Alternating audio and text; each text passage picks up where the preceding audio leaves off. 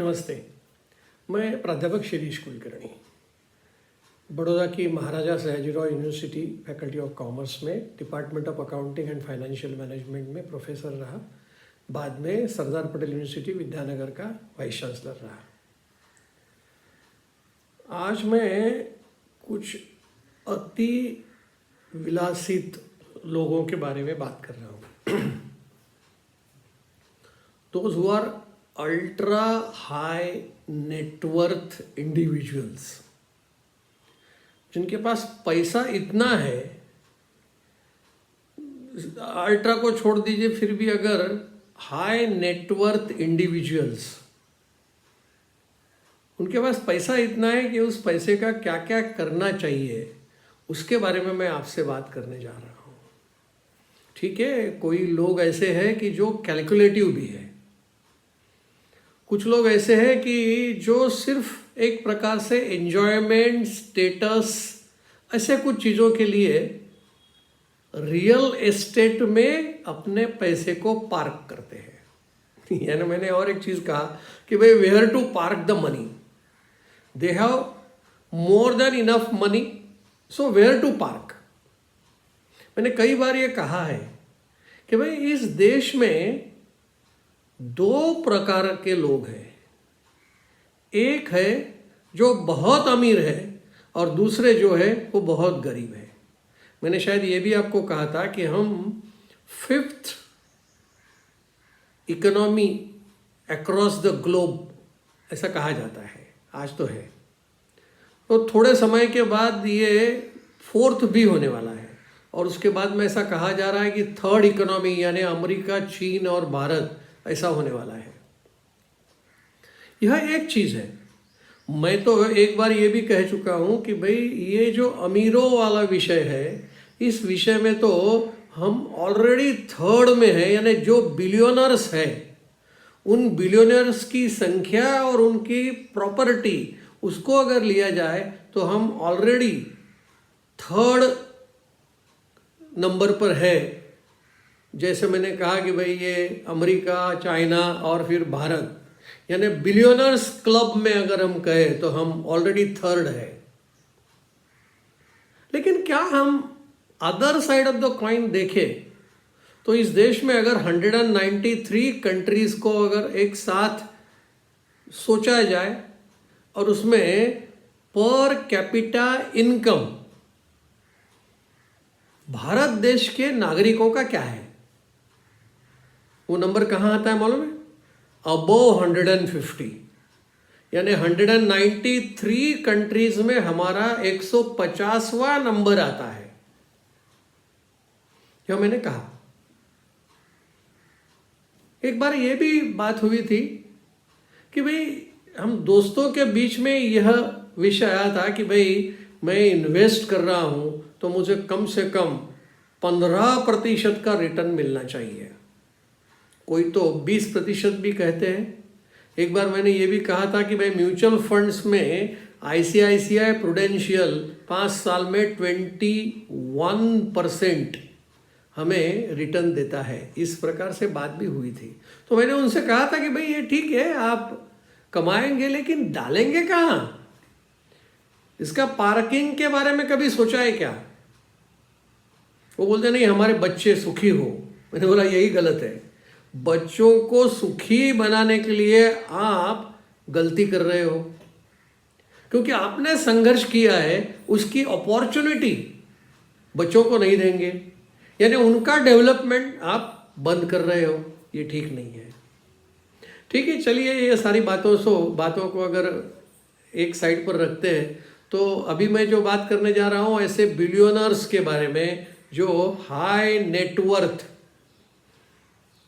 Individuals या ultra high net worth individuals के बारे में मैं आपसे बात कर रहा हूं। वो पार्किंग में, रियल एस्टेट में पार्क कर रहे हैं। अब ये रियल एस्टेट की स्थिति क्या है? आपको आश्चर्य लगेगा कि भाई 350 यूनिट्स का अपार्टमेंट या बंगलोज बनाने वाले हैं, तो उनके पास अभी से फुल हो गया, पूरा हो गया, और एक एक यूनिट की प्राइस 11 करोड़ से 12 करोड़ है। यानी मैं अल्ट्रा वाली बात नहीं कर रहा हूं अभी, फिर सिर्फ हाई नेटवर्थ इंडिविजुअल्स के बारे में बात मैंने की है। तो भारत में ऐसे ऐसी जगह है, डेस्टिनेशन जो उनका है वो कैसा है कि भाई पुणे में हो, मुंबई में हो, दिल्ली में हो, बेंगलोर में हो, ऐसी जगह पर हमें रियल एस्टेट में इन्वेस्ट करना है। लेकिन वो तो शायद ये भी हो सकता है सिर्फ पार्किंग नहीं, उसके लिए ये इन्वेस्टमेंट समझकर, यानी उसके ऊपर रेंट मिलेगा, रिटर्न मिलेगा, ये भी पॉसिबल है। तो इसमें ये भी हो सकता है कि कैपिटल गेन टैक्स, उसके बारे में भी सोचते होंगे। एक इन्वेस्टमेंट है ऐसा नहीं, एक तो क्या आज मैंने खरीदा, कुछ 10 साल के बाद इसका कैपिटल अप्रिसिएशन होगा, यानी जो रिटर्न मिलेगा वो रिटर्न तो मुझे कैपिटल गेन्स के बारे में मिलेगा और अप्रिसिएशन ऑफ द प्रॉपर्टी, उसकी वजह से भी मुझे मुनाफा होगा। यानी फिर यही नहीं है कि इन्वेस्टमेंट, आगे जा कर के इसमें रिटर्न जो मिलेगा वो काफ़ी ज़्यादा रिटर्न मुझे मिलना चाहिए, यह भी विषय है। कई लोग ऐसे रियल एस्टेट सेकंड होम, कि भाई अभी बहुत समय हो गया, मैं घर में रहा हूँ, चलो हम दूसरी जगह पे जाते हैं, हिल स्टेशन पर अपना मकान बनाते हैं। तो जैसे हिमाचल प्रदेश है, वहाँ पर अपना घर बनाएंगे, अलीबाग मुंबई में अपना घर बनाएंगे। शायद कभी ऐसा भी होता है कि बच्चे अपने साथ नहीं रहते क्योंकि इनके पास समय नहीं है, बिजनेस में इतने बिजी होते हैं कि बच्चों की तरफ देखने का भी उनका समय नहीं है, इसलिए उनको कहीं और स्कूल में, बोर्डिंग स्कूलों में उनको डाल देते हैं। तो फिर ऐसी जगह पर और एक मकान बनाते हैं कि भाई बोर्डिंग में क्यों, एक नया मकान बनाया, उसमें ये बच्चे रहेंगे, तो वो भी बढ़िया रहेगा। तो जहाँ जहाँ बच्चों की स्कूल है, आजकल तो फेमस है स्कूल्स, ऐसी ऐसी जगह पे उसका फीस भी ज़्यादा है, तो ऐसी जगह पे बच्चों को पढ़ाने का, वहाँ पे भी एक मकान ले लेने का, ऐसा भी चल रहा है। Goa is a good destination.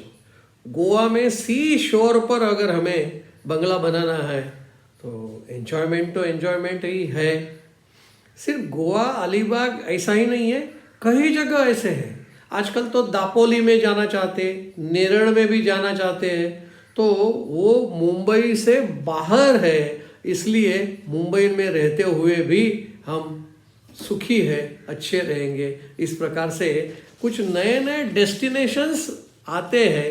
तो इन डेस्टिनेशन में वैसे मैंने दिल्ली, मुंबई, पुणे ये तो कह दिया, लेकिन अयोध्या भी आजकल नया डेस्टिनेशन हो गया है, क्योंकि अयोध्या में भी लोग अपना मकान बनाने की कोशिश कर रहे हैं।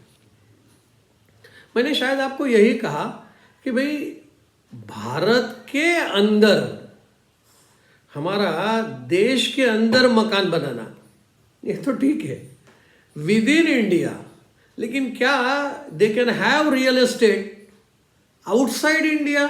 Yes, they are trying.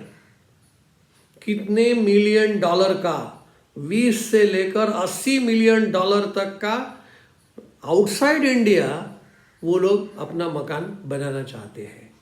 तो लॉस एंजलिस है, दुबई तो सबसे फेवरेट है, लोग आजकल दुबई में ही ज़्यादा से ज़्यादा मकान बनाने की कोशिश कर रहे हैं। तो यह दुबई का डेस्टिनेशन महंगा है, फिर भी मैंने इसीलिए कहा कि 20-20 मिलियन डॉलर, अच्छा है कि मैं मिलियन बोल रहा हूँ, अगर बिलियन बोल दिया तो कितना बड़ा हो जाएगा। लेकिन ये 20 मिलियन डॉलर से 80 मिलियन डॉलर तक के मकान वो विदेशों में भी लेना चाहते हैं। यानी डेस्टिनेशन न्यूयॉर्क भी है। अभी न्यूयॉर्क में रहना कितना महंगा होगा, आप उसके बारे में सोचिए। एक लंदन भी है, वहाँ पर भी चाहते हैं, कतार है, यमन है, अलग अलग जगह पे। आजकल यमन में तो कोई नहीं जाएगा क्योंकि वहाँ पर स्ट्राइक्स, एयर स्ट्राइक्स हो रही है, लेकिन यस, दुबई तो परफेक्टली करेक्ट है। एक और भी उसका उनका पर्पस है कि भाई हम जहाँ जिस देश में रहेंगे उस देश की आगे जाकर हमें सिटीजनशिप मिल जाएगी। तो उस देश की सिटीजनशिप मिलेगी एक, और दूसरा आपने शायद सुना होगा कि डोनाल्ड ट्रंप जी ने एक गोल्डन वीज़ा बना दिया है, क्योंकि सबसे पहले तो वहाँ जाना है तो वीज़ा चाहिए। तो अमेरिका में ट्रम्प जी ने ये गोल्डन वीज़ा वाला लिखा है। तो अगर वो इन्वेस्ट करते हैं या देते हैं ट्रम्प जी को, यानी अमेरिका को देते हैं, तो उसमें उन्हें गोल्डन वीज़ा मिलेगा, तो दे विल बिकम परमानेंट। तो इस प्रकार से कई destination luxury, ultra luxury apartment में भी भारत में, और अल्ट्रा लग्जरी बाहर आउटसाइड इंडिया भी वो चाहते हैं। तो इस प्रकार से जो रियल एस्टेट का इन्वेस्टमेंट है वो इस पर से ध्यान में आता है कि लोगों को कहाँ कहाँ जाना है। एक जो मैंने हेतु आपको बताया उसमें एक स्टेटस सिंबल भी है कि मेरा एक घर और अलीबाग में है, मेरा और एक घर उत्तराखंड में है, तो that is a status symbol also. किराया भी मिलता है, सेकंड होम भी हो जाता है, कैपिटल गेन टैक्स भी हो जाता है, इन्वेस्टमेंट भी हो जाता है, कैपिटल एप्रिसिएशन भी होता है। ऐसे कई पर्पजेस के आधार पर ये रियल एस्टेट में इन्वेस्टमेंट लोग कर रहे हैं अमीर भारत के।